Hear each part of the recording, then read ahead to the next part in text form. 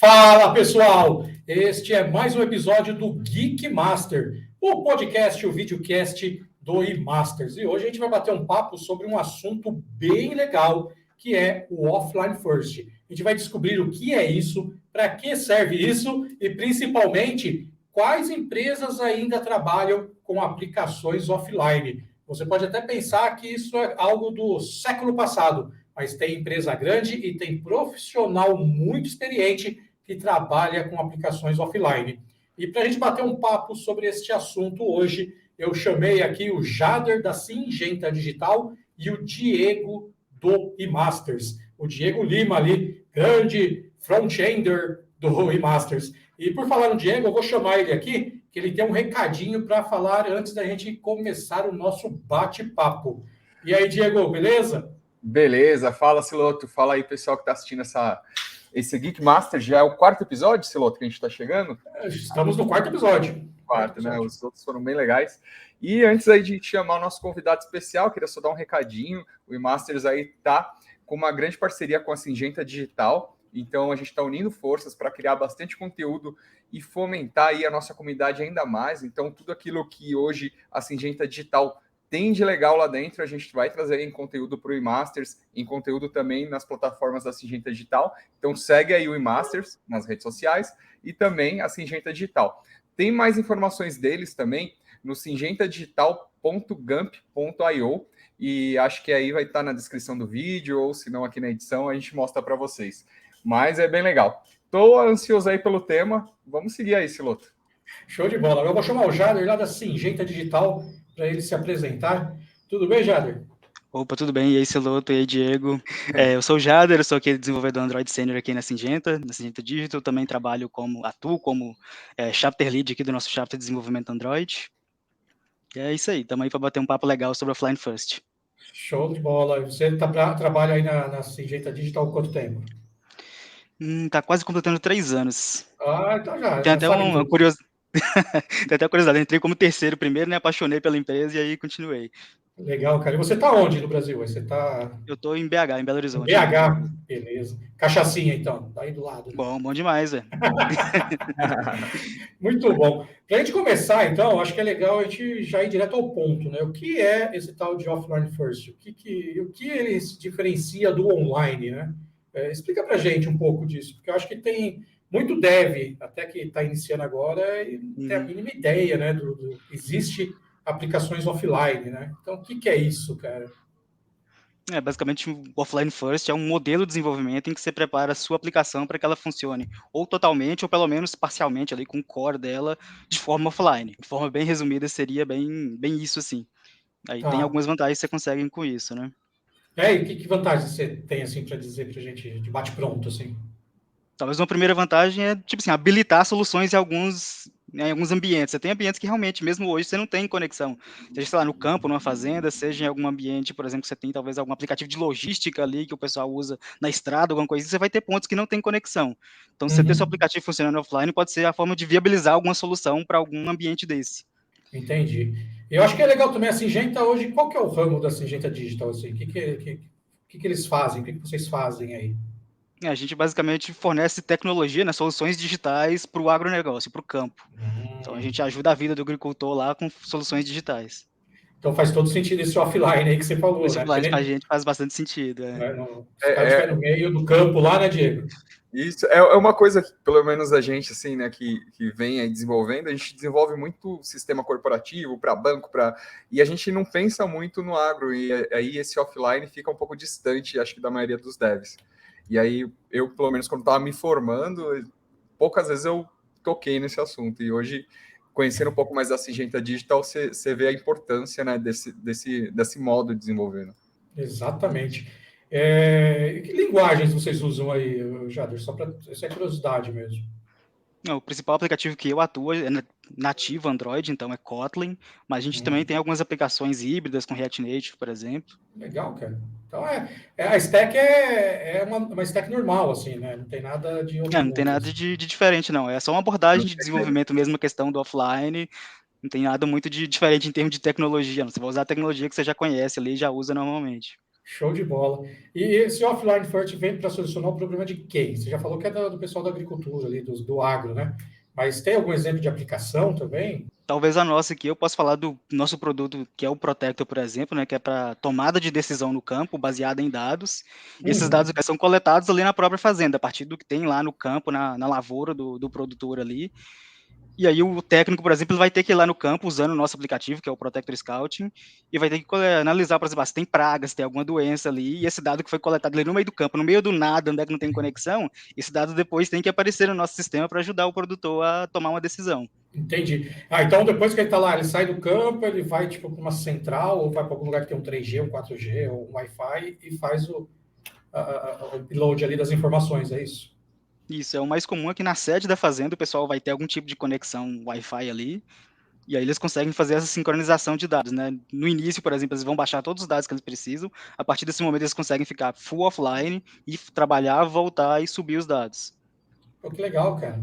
Muito legal. Eu não imaginava que tem toda uma infra por trás disso, né? Não é só um aplicativo simples ali, né? Porque imagina quantos dados recebem ali, né? Trafegam por dia, né? É, muita coisa, então não é só o aplicativo, né? Tem tudo por trás ali para poder funcionar, você tem que talvez resolver algum conflito de dados, alguma coisa nesse sentido, tem muita coisa acontecendo ali. E na parte de segurança, cara, o que vocês trabalham? Qual que é a opinião de vocês sobre a questão da segurança desses aplicativos offline? Acho que segurança de aplicativo, de modo geral, é uma preocupação que a gente tem que ter, porque diferente talvez de uma aplicação que está rodando no servidor, quando você pega o aplicativo, você está pegando o seu código e deployando na máquina do usuário, você está entregando o seu código praticamente. Uhum. Então você tem que ter muita preocupação nesse sentido. Normalmente a gente usa ofuscação de código, por exemplo, né, que você vai tentar proteger o seu aplicativo contra engenharia reversa, porque no final das contas o cara tem seu aplicativo lá, seu código lá, então ele pode tentar alguma coisa em engenharia reversa. Então ofuscação de código é uma das técnicas que a gente pode usar para dificultar isso, né?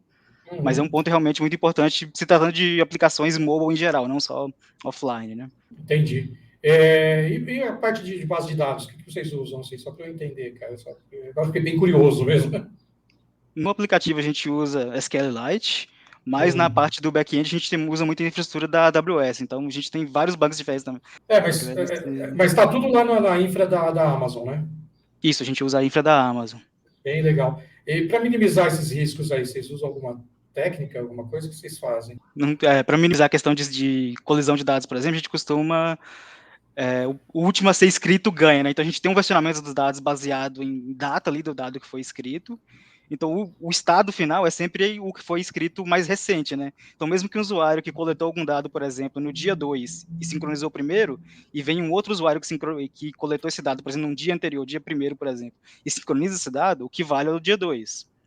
Para a gente, em muitos casos, o histórico é importante, então a gente persiste este dado, mas o estado final, né, o estado mais recente, é sempre baseado na data, e não no último que foi sincronizado, né? Sim na data real de coleta. Então a gente tem um versionamento de dados para tratar isso. Bem legal, né, Diego? Você imaginava que tinha tudo isso por trás de uma aplicação offline, cara? Não, fico bem curioso nessa parte mesmo do código, porque você entrega na ponta ali do cliente tudo, né? E como é feita essa segurança, achei bem legal aí que o Jader falou. Então, pelo que você está falando, né, pelo pouco assim, que a gente conversou agora já, tem que ter um planejamento gigante aí para fazer uma aplicação igual essas que vocês trabalham aí na Syngenta Digital, né? Você tem alguma dica? O que você recomenda para um dev que está querendo iniciar agora em projetos offline first, cara? O que você daria para o cara? Assim, o caminho das pedras é esse, assim, as dicas. Acho que a primeira dica é realmente avaliar o que você precisa, né? Você pode ter diferentes abordagens para offline first. Você pode ter uma aplicação igual a nossa, que ela precisa funcionar 100% offline. Então, a gente realmente precisa, por exemplo, a gente precisa baixar todos os dados, ter eles todos sincronizados primeiramente, para depois poder disponibilizar tudo offline para o usuário poder trabalhar. Quanto você pode ter um aplicativo que não. Talvez você pode ter um aplicativo que ele permite que a escrita de dados seja feita só online. Com isso, você minimiza, por exemplo, a questão de conflito. Então, você pode ter a escrita só online e você vai só exibir dados de forma offline. Isso você pode minimizar alguns riscos. Então, é uma questão mesmo de avaliar o que precisa para o seu app e que benefício você vai colher com isso, né? É uma questão de custo-benefício ali mesmo. Jader, eu tenho uma dúvida aí. A gente vai armazenando esses dados do lado do agricultor ali, do cliente, do usuário que está fazendo. Tem uma limitação técnica de hardware? Vocês passam algum tipo de especificação quando desenvolve essa aplicação? Porque imagino que ele tenha que sincronizar os dados de tanto tempo. Se ele não sincronizar, acontece, sei lá, de estourar o buffer, alguma coisa assim? A limitação que a gente tem é o próprio espaço de armazenamento do device, né? Hoje em dia, praticamente qualquer device sempre tem muito Muito espaço espaço aí. disponível. A limitação básica que a gente tem, eu diria que é a versão de Android que a gente dá suporte, que está até bem antiga, que é a partir do Android 5.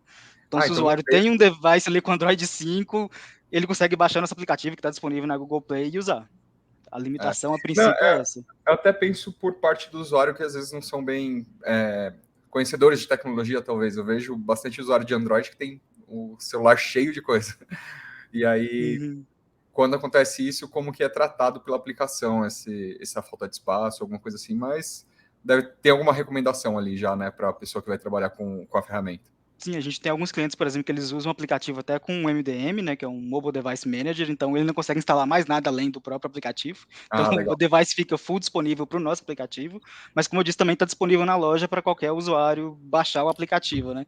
Então se o cliente, não, eu não quero usar um device desse jeito, eu quero comprar meus próprios devices e instalar aqui, ele também tem esse direito, né?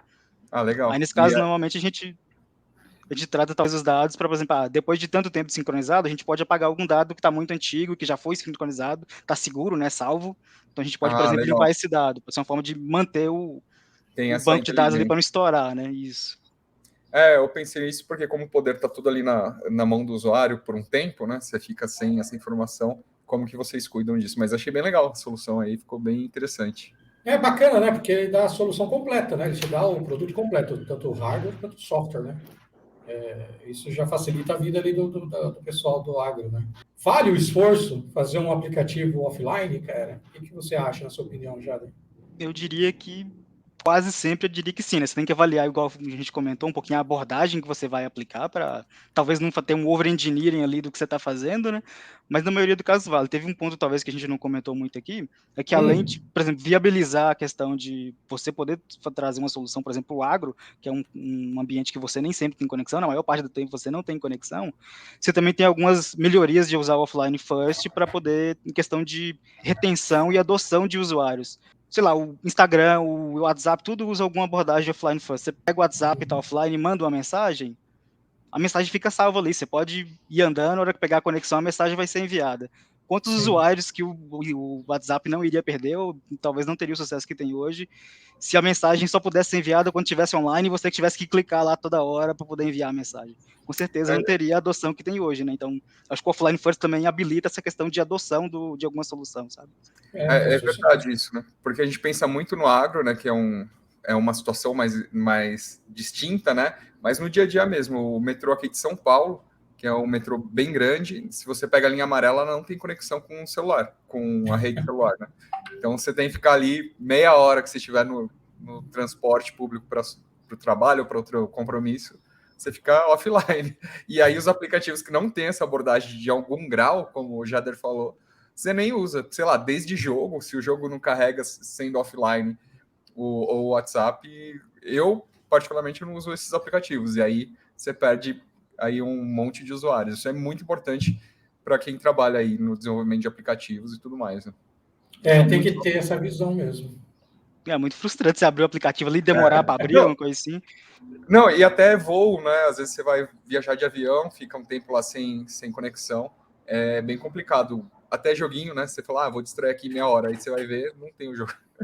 Falando de voo, você pega o aplicativo para fazer check-in lá. E se você não tiver essa opção de talvez de conseguir acessar offline lá o QR Code que você vai escanear, por exemplo, aí você vai abrir lá e não consigo escanear, eu não imprimi, e agora como é que eu faço para entrar no voo? Sei lá. Não salvou, né? Não salvou. Não salvou, não tirei um print, sei lá. E isso às vezes está na cabeça do desenvolvedor assim, normal, né? Tem conexão, mas não é sempre, né? A gente às vezes esquece desses cenários específicos, que é um voo, é o metrô no túnel, é o agro em si, né? Todo o ambiente do agronegócio. E eu tinha, na verdade, o meu irmão, ele tinha uma empresa que ele trabalhava com vendas, né? E ia muito para o interior, aqui de São Paulo mesmo, e tinha cidades que ainda não tinha uma conexão boa. Então, o aplicativo de vendas tinha que ter o offline também. Tanto é que a empresa deles, eles optaram por uma solução que tinha o offline first ali como uma das premissas. Senão, não servia para eles. Tinha cidade muito pequena que eles iam fazer venda, o vendedor em loco lá não conseguia colocar um pedido, alguma coisa assim. Então, tem várias aplicações, né? E quando a gente começou esse esse episódio aqui, eu ficava pensando, tem o agro, mas realmente você vai abrindo as caixinhas, né? Tem a parte de vendas, a parte do jogo, a parte de check-in, que o Jader falou, e tem tudo aí. Cara, abriu muito a mente, para falar a verdade, porque eu acho que tudo tem que ser pensado offline first, se você parar para pensar. Né? Se você parar e começar a avaliar, peraí, meu aplicativo... Apesar de ser um mundo conectado hoje, né? Muito mais do que há 10 anos, que nem se fala 20, mas ainda precisa sim. E acho que sempre vai precisar ter esse mindset na cabeça do desenvolvedor, ou de quem for o arquiteto, ou quem estiver planejando aí a solução. É isso, falando um pouquinho, talvez, nessa questão da mentalidade do desenvolvedor, tem um caso curioso que, se eu não me engano, o Facebook, alguns anos atrás, ele tinha um dia da semana que ele baixava a qualidade da conexão na empresa para os desenvolvedores trabalharem numa condição de conexão ruim, justamente para entregar esse tipo de qualidade nos aplicativos, sabe? Eu li um artigo desse há um tempo atrás já, Dera, assim, tem alguns anos, eles faziam isso mesmo, e até os devices, né, não só conexão, mas usavam devices piores, assim, né, mais antigos e tal, para ver a experiência ali do usuário mesmo. Essa questão da experiência do usuário, a gente tem que sempre estar atento. Como desenvolvedor, eu falo por mim, às vezes eu não pensava muito na experiência do usuário quando era mais júnior, mas depois você vai crescendo entendendo como se aplica aquilo nas empresas ou na comunidade, na sociedade, você já começa a ter esse olhos. E outra, né, a gente pensa na questão da conexão, uma conexão mais fraca, mas realmente tem gente que não tem acesso onde está. E aí, como que a gente soluciona isso para eles? A gente acho que a tecnologia tem que ser sempre pensada de forma democrática, né, para todo mundo, em toda situação que ele estiver. Então, o offline first, acho que vai muito nessa linha. Cara, é uma bolha, né? Se a gente for pensar bem, a gente vive numa bolha, porque a gente tem... Eu tenho conexão aqui onde eu vou, né? A gente é privilegiado. Aqui, cara, é difícil, né?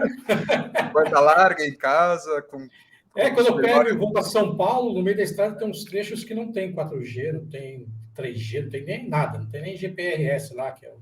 A gente fica até mal acostumado, porque, sei lá, eu vou pegar o metrô 15 minutos, eu não posso ficar 15 minutos sem conexão, porque, caramba, que porcaria, não tá...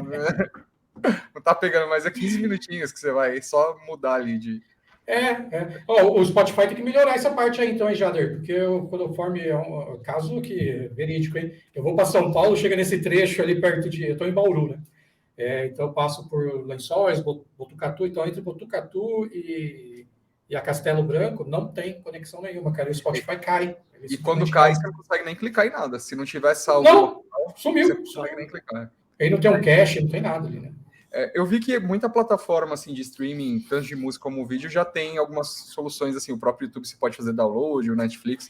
Então, você tem que fazer o download, né? Depende do usuário, né? Prévia do usuário, né? Assim, você não tem nada pensado para o momento de urgência, né? Se for pensar nisso. Eu queria sair um pouco da pauta, mas perguntar uma coisa para o Jader. Antes, você está 3 anos aí na Syngenta, Jader, mas antes de você ir para a Syngenta, sua experiência, você já tinha essa visão ou cresceu mais quando você foi para a Syngenta Digital?